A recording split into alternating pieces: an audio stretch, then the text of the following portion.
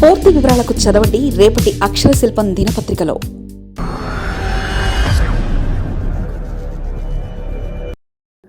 రేవంత్ కొత్త కేబినెట్ ఫార్ములాలో తెలంగాణ రాజకీయాల్లో మరోసారి కేబినెట్ మార్పుల చర్చ ఊపందుకుంది. ముఖ్యమంత్రి రేవంత్ రెడ్డి కొత్త ఏడాది ప్రారంభానికే పెద్ద మంత్రివర్గ మార్పులు చేయబోతున్నారన్న టాక్ ఇప్పుడు రాజకీయ సర్కిల్లో హాట్ టాపిక్గా మారింది. జనవరి చివరి వారంలోనే కేబినెట్ విస్తరణ ఖాయమంటున్నారు కాంగ్రెస్ వర్గాలు. అయితే ఈసారి మాత్రం ఒకరిద్దరు మంత్రులపై వెయిట్ పడుతుందని, కొత్తగా ఇద్దరికి బెర్త్ దక్కనుందని టాక్ గట్టిగా వినిపిస్తుంది.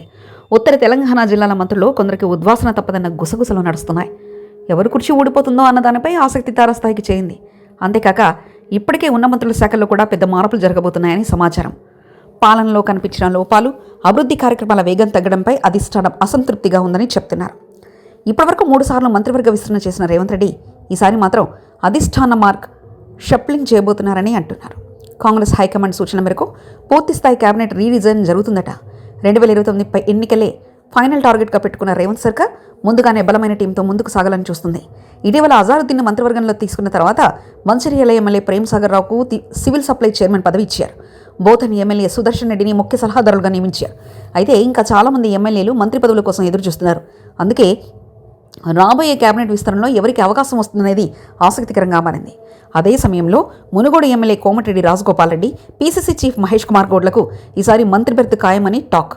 కోమటిరెడ్డి కొంతకాలం సైలెంట్గా ఉండడం కూడా దీనికి సంకేతంగా రాజకీయ వర్గాలు చెప్తున్నాయి. మహేష్ గౌడ్ మంత్రిగా వస్తే అదే సామాజిక వర్గానికి చెందిన మధు యాష్కి గౌడ్కు పీసీసీ చీఫ్ బాధ్యతలు దక్కే అవకాశం ఉందట. ఇదిలా ఉండగా రాబోయే రోజుల్లో బ్యూరోక్రాట్స్తో భారీ మార్పులు జరగబోతున్నాయనే వార్తలు కూడా వెలువడుతున్నాయి. దీంతో అధికారులు, మంత్రులు రెండింటి వర్గాలు టెన్షన్లోకి వెళ్లారు. ఎవరికి కుర్చీ దక్కుతుంది, ఎవరు అవుట్ అవుతారు? రేవంత్ కొత్త కేబినెట్ ఫార్ములాలో ఎవరికి లైన్ క్లియర్ అవుతుందో చూడాల్సిందే. మరిన్ని కథనాల కోసం సబ్స్క్రైబ్ చేసుకోండి మీ అక్షర శిల్పం.